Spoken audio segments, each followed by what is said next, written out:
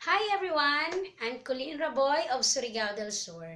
Sumali ako sa MMM Philippines last October 2015 sa pamamagitan ng aking kaibigan na siyang humikayat sa akin upang makinig sa isang offline event nila. Doon ay nakilala ko ang MMM Philippines.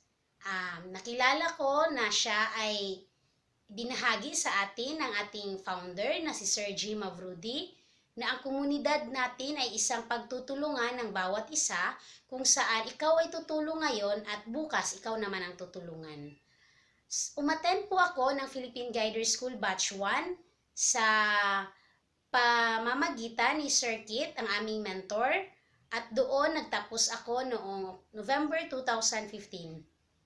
Sa Guider School, natutunan ko ang ideology ng MMM, natutunan ko kung paano ito gumagana, at doon ay natutunan ko ang mga gagawin upang mahikayat ang ibang mga Pilipino na sumali sa ating napakagandang komunidad. Sumali din ako sa Guiders Contest noong December 2015 at sa awa ng Diyos ay nanalo ako ng first prize which is $10,000 at nakapagdala ng 160 direct referrals. Nagpapasalamat ako sa aking senior guiders sa pagtulong sa akin sa pagsagot sa aking mga katanungan sa panahon na ako ay foreman pa lamang at nangangailangan ng kanilang mga gabay at kalinga.